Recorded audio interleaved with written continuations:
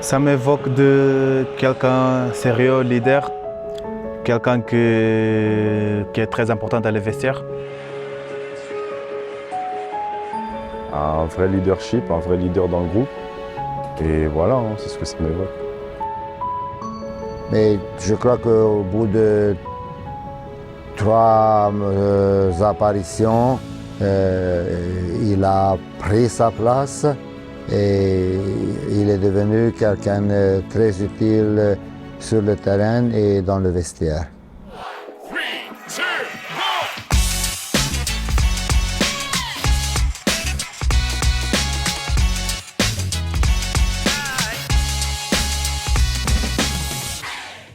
Bonjour Ismaël, Bonjour. merci de nous accorder un peu de temps. Ça fait un moment qu'on t'a pas vu sans été, la dernière fois c'était au Graal Unimac je crois. C'est ça. Déjà la première question, la plus importante, comment est-ce que ça va en ce moment? Ça va très bien, je pense qu'on est sur une bonne petite série. On voit qu'on progresse, donc à partir de là, oui, ça va bien. On va parler de toi aujourd'hui, je suis allé voir quelques-uns de tes coéquipiers qui m'ont parlé un peu de toi. Tout d'abord je vais revenir sur ta carrière, du moins sur le plan sportif. Alors Ismaël Traoré c'est 547 matchs, 20 buts, 11 passes décisives, 40 jaunes, 5 rouges. C'est pas rien quand on fait les statistiques quand même. Honnêtement, on va dire que j'ai pas à me plaindre de cette carrière. Je pense que quand j'ai commencé à Sedan, j'aurais jamais cru que j'aurais duré aussi longtemps. Mais voilà, ça prouve qu'avec le travail, on arrive à réaliser de bonnes choses et j'en suis fier. Donc là je vais te montrer un premier passage. J'ai juste posé la question à tout le monde de savoir qui est au final Ismaël Traoré, quel est leur point de vue en tout cas sur toi. Je te laisse appuyer sur lecture et regarder. Surtout, tout le monde l'aime ici, il met tout le monde à l'aise, les jeunes surtout. Donc c'est très important de l'avoir dans le vestiaire. Déjà, moi, quand je suis arrivé dans le groupe, je sais que directement, il était là pour entre guillemets, nous apprendre un peu le métier, que ce soit tactiquement, techniquement, qu'est-ce qu'on devait faire, tout ça. Donc, dans cet aspect-là.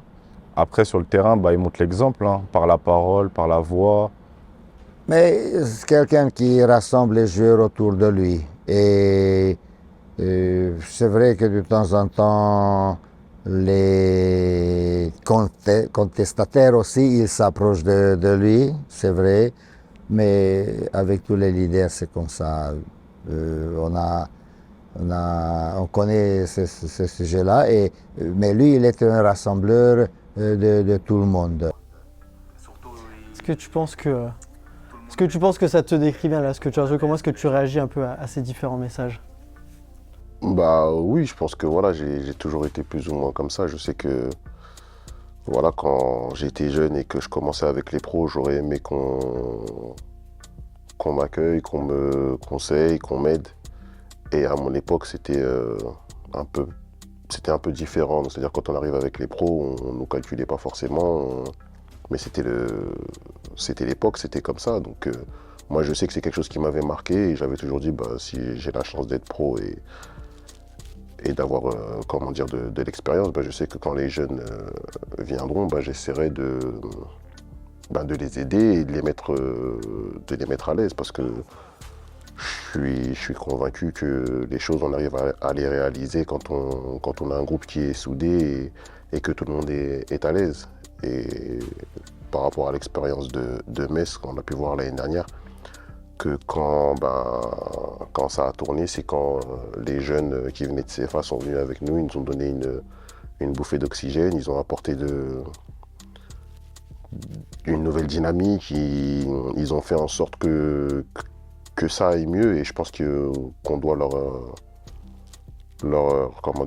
être reconnaissant par rapport à ce qu'ils ont pu apporter l'année dernière et c'est pour ça que je pense que quand il y a des jeunes, il faut les accueillir parce que c'est important pour la vie du groupe.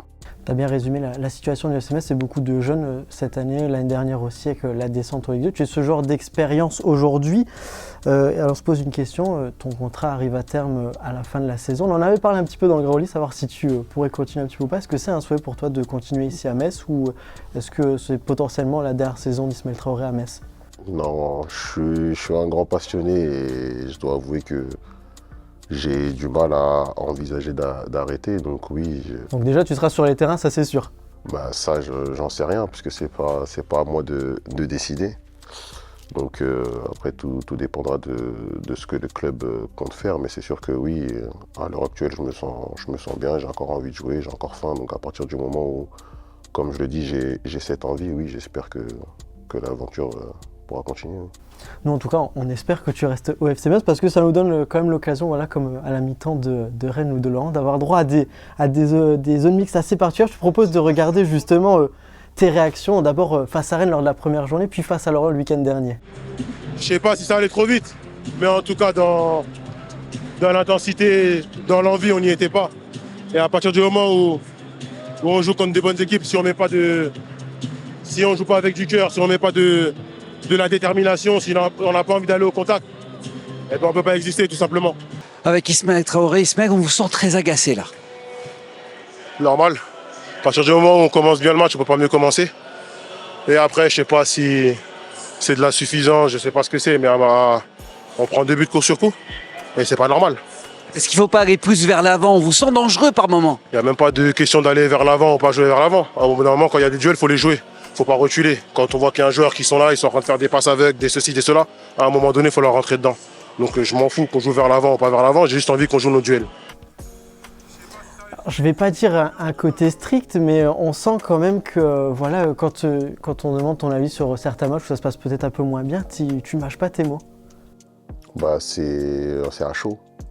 Donc c'est sûr qu'il faut faire attention à ce qu'on dit quand on est à chaud, mais voilà, c'est dans mon caractère, c'est dans ma mentalité. Donc je suis plus partisan du coup pour coup que d'encaisser sans rien dire. Donc oui, c'est sûr que quand je vois qu'on se fait malmener et qu'on n'a pas de réaction, qu'on n'a pas de caractère, ça m'énerve un peu tout simplement. Et tu n'hésites pas à le dire aussi à tes coéquipiers. Est-ce que c'est sur le même ton pendant le match par exemple que là à la mi-temps devant les micros? Oui, généralement c'est sur le même ton parce que je n'arrive pas à faire la part des choses. Je sais que c'est un de mes soucis. Donc à partir du moment où on est en match et que je suis à chaud, je sais très bien que bah, des fois je ne vais pas dire que je parle mal, mais c'est sûr que je ne mets pas les formes. Donc des fois je sais que ça peut être mal interprété, mais c'est pas méchant, c'est juste que bah, avec l'adrénaline du match, l'énervement, bah, je parle avec comment dire, les sensations du moment. Donc des fois ça peut paraître méchant et agressif, mais non, rien, c'est juste histoire de booster et de faire comprendre que là on est dans le dur et que si on ne met pas l'agressivité et qu'on n'est pas un petit peu énervé, on ne pourra pas exister tout simplement. Donc c'est cette image qui ressort de toi, en tout cas pour le supporter qui malheureusement ne peut pas te suivre au quotidien. J'ai demandé à ceux qui te suivent au quotidien comment tu étais et c'est pas vraiment ce trait de caractère-là qui a été mis en avant. Je te propose de regarder ce qui a été dit à ton sujet.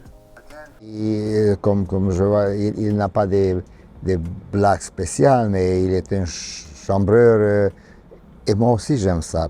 Je crois que les deux, je sais que sur moi il y a une image beaucoup plus sévère que moi je crois, mais lui est sûr qu'il est quelqu'un qui aime les blagues, qui aime les provocations, qui aime de ne pas savoir certaines choses et il s'appuie sur cela.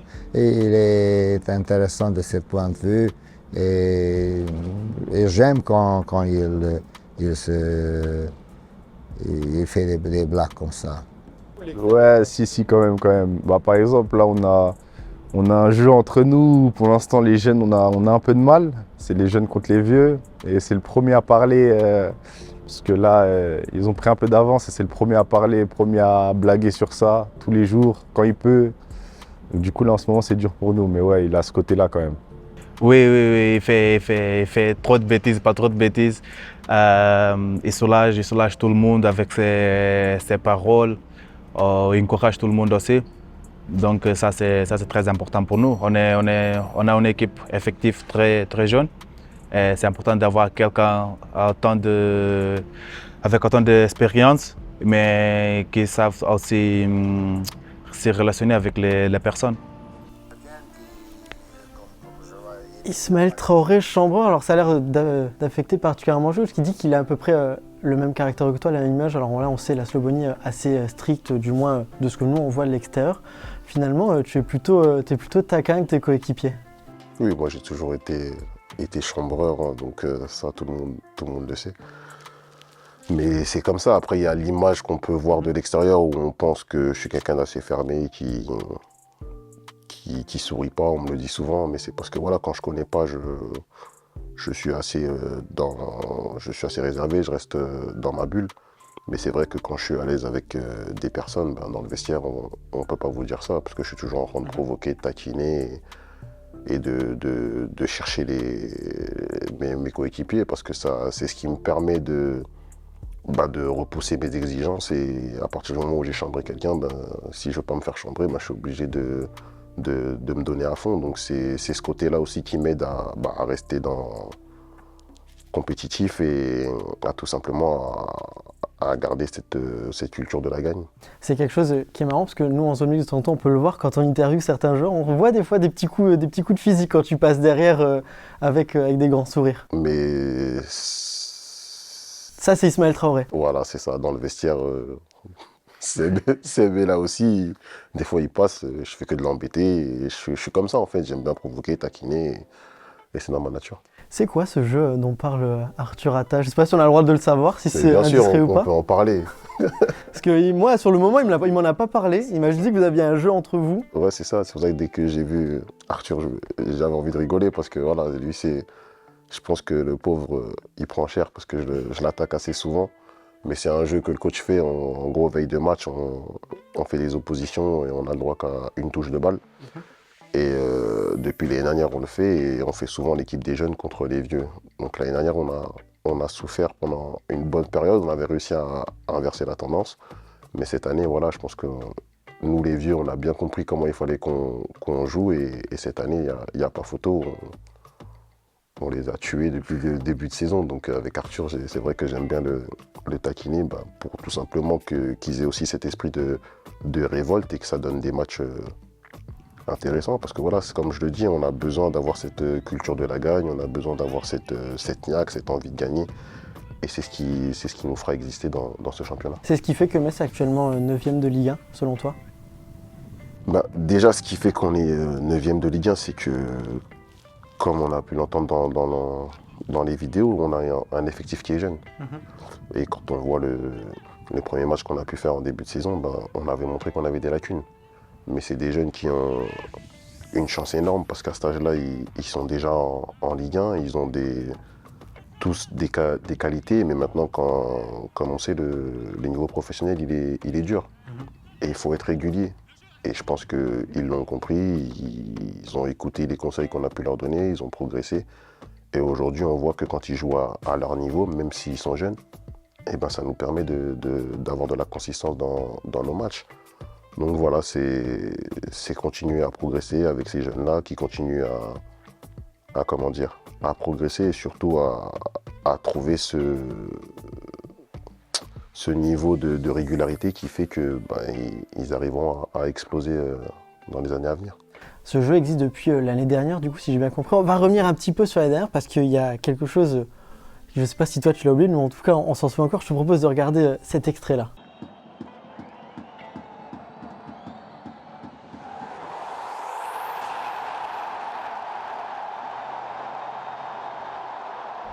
Alors peut-être qu'on en avait parlé, parce que je sais que là il m'a dit qu'il avait mis 10 buts ou un peu plus dans sa carrière et je pense qu'il aimerait aussi quand même marquer, surtout à Metz.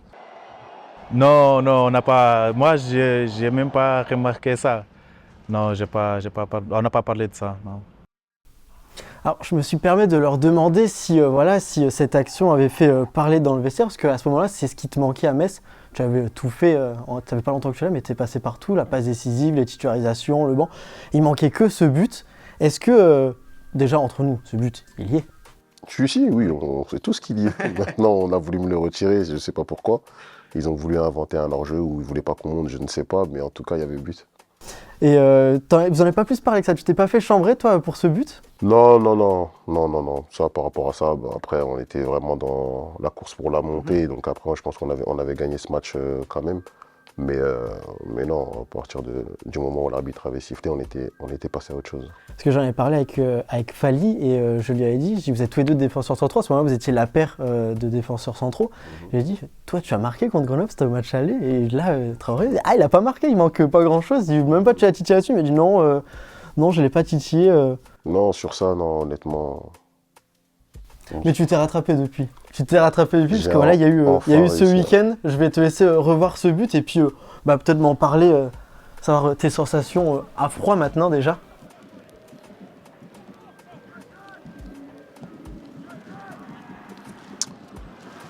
Déjà, il y a eu une succession de corners.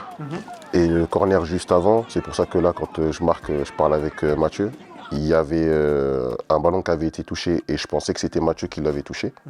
Donc à la suite du corner, je vais le voir et je lui dis ouais, en gros, quand tu vois que c'est chaud pour essayer de cadrer, essaye juste de la dévier. Et de là, il me dit qu'en fait, c'était pas lui, c'était Danley qui avait touché la balle. Donc le corner d'après, il est parti au premier, il l'a dévié au deuxième. Et donc, comme je marque, il me regarde, il me dit ah, tu vois, là, c'est moi qui étais au premier et je te l'ai dévié, tu vois. 4e passe décisive pour Mathieu Hudol à ce moment-là. Bon, t'as pas eu peur sur le ballon, j'étais littéralement jeté dessus. Je ne vais pas vous mentir que sur le coup, j'ai vu le poteau, je me suis dit est-ce que j'y vais, est-ce que j'y vais pas, mais vu le score, je me suis dit bon, même si je tape le poteau, autant y aller. Et toi qui réagis beaucoup à chaud pendant les matchs, c'est quoi la première sensation à ce moment-là? C'est toujours particulier de marquer un but, peu importe le poste ou peu importe le niveau. Au foot, on sait que marquer un but, c'est toujours quelque chose de particulier. Non, ça fait plaisir, bien sûr. Après, c'est surtout, comment dire, j'ai mes enfants aussi qui me taquinent assez souvent par rapport à ça, parce que eux aussi jouent au foot. Donc, quand ils vont sur les plateaux, ils me disent bon, on va voir qui va marquer le plus de buts ce week-end. Donc là, ce week-end, j'ai gagné, donc j'étais content de marquer mon but. Mais après, surtout, c'était la physionomie du match. Je pense que quand on l'entame comme on a pu l'entamer, on ne peut que espérer la victoire. Et d'être mené 2-1, honnêtement, ça me faisait mal au cœur, on va dire. Et voilà, déjà de revenir dans le match, c'était une satisfaction. Et après, on a vu que, voilà, avec les entrées de Joël et tous ceux qui ont pu rentrer après, ils ont participé grandement à cette victoire parce qu'ils ont fait de superbes rentrées et ça nous a permis de gagner. Et on sait que dans ce championnat, quand on peut se permettre de prendre des points, il ne faut pas négliger. Ça va mieux, on revient vite fait sur ce match, ça va mieux pour le FC Metz en ce moment, c'est 4e match sans défaite, 2e victoire d'affilée. Le FC Metz va beaucoup mieux à l'extérieur qu'à domicile. Comment est-ce que tu expliques cela? Est-ce que ça vous a beaucoup pesé, vous, avant cette victoire face à Nantes, le fait d'être dans l'attente d'une première victoire à domicile? Mais bien sûr, parce qu'on sait très bien que si on veut se maintenir, ça passe par les résultats à la maison. Mais maintenant, on est aussi conscient de notre style de jeu, de notre manière de jouer. Et on sait qu'on est plus à l'aise quand on n'a pas forcément la possession de balle ou qu'on n'est pas en construction. Parce que voilà, le coach a ses idées et je pense que c'est ce qui correspond à notre équipe. Donc c'est vrai qu'à domicile, si on a plus la balle, on retrouve moins ce type d'action. Donc c'est pas illogique qu'on prenne moins de points à domicile, mais on travaille pour remédier à tout ça et faire en sorte déjà de donner du plaisir à nos supporters parce que c'est important de les avoir derrière nous. Mais aujourd'hui, je pense que l'essentiel, c'est de prendre des points, que ce soit à l'extérieur ou à domicile, et d'obtenir ce maintien. On va revenir vite fait sur le début de saison. Mathieu Hudol, malheureusement, a manqué le début de saison et c'est toi qui as porté le brassard de capitaine. Déjà, est-ce que tu as été assez fier d'avoir été choisi comme capitaine à ce moment-là? Un choix logique par ton expérience, par ce que tu dégages dans le vestiaire? Après, moi, ces choses-là, honnêtement, je ne vais pas vous mentir, ça ne va pas changer ma manière de voir les choses ou d'interagir avec mes coéquipiers. J'ai mon caractère, que j'ai le brassard ou pas le brassard. Si je dois dire quelque chose, je vais le dire. Maintenant, quand Mathieu n'est pas là, j'ai le brassard, c'est bien, c'est une fierté. C'est comme pour moi, c'est une petite reconnaissance. Donc oui, bien sûr, ça fait plaisir. Mais ce n'est pas des choses sur lesquelles je suis à fond ou qui vont me perturber. Je vais te laisser regarder ce passage-là. J'ai demandé à Laszlo Beoni si c'était pour lui logique de t'avoir choisi capitaine. Et aussi, j'ai appris que tu étais une source d'inspiration pour pour d'autres joueurs. Je te laisse regarder. Mais c'est pas que ça. Surtout qu'il a démontré l'utilité. Il est devenu un joueur très important et il a joué un rôle important dans la remontée. Après que c'est facile de s'entraîner avec lui, ça dépend des éléments de lui et de moi et de lui. Et ça c'est pas ça le plus important. Le plus important après dans le match, qu'est-ce qu'il va nous montrer. Et là, il a réussi de nous convaincre qu'il était un élément positif. Pas juste pour genre le football, mais aussi pour les relations personnelles. Il est quelqu'un avec du caractère, leader. Source d'inspiration, ouais, dans le sens où arriver à faire 15 années, même plus en professionnel, quand on sait que la moyenne d'un footballeur pro c'est 4 ans, et on a fait 15, oui, c'est sûr que j'aimerais au moins faire sa carrière, c'est sûr. Mais c'est pas que ça. Dans le dernier Graouli Mag, on parlait justement de ta prestation et de ton match. On a attitré ça taille patron. Ça colle bien, Ismaël Traoré, taille patron. Parce que tu es une source de motivation, tu es choisi pour le capitanat, ça colle? Je sais pas, j'espère. Après, c'est plus ou moins le but. Je pense que à mon âge, si je suis dans ce vestiaire, c'est pour apporter des choses aussi. Ça fait partie des responsabilités que je dois avoir. Maintenant, ça passe par l'exemplarité, ça passe par mes prestations. Si je parle et que je fais rien derrière, bah, à un moment donné, ils vont me dire t'as beau avoir toute l'expérience que tu veux, mais à partir du moment où tu ne montres pas l'exemple, t'es pas crédible tout simplement. Donc c'est ce côté-là aussi qui fait que je m'accroche, que même quand ça peut être dur pour moi, parce qu'arrivé à mon âge, j'ai plus du tout les mêmes sensations. Donc non, ça me permet aussi de m'accrocher et d'avoir ce niveau d'exigence qui me permet de continuer à jouer.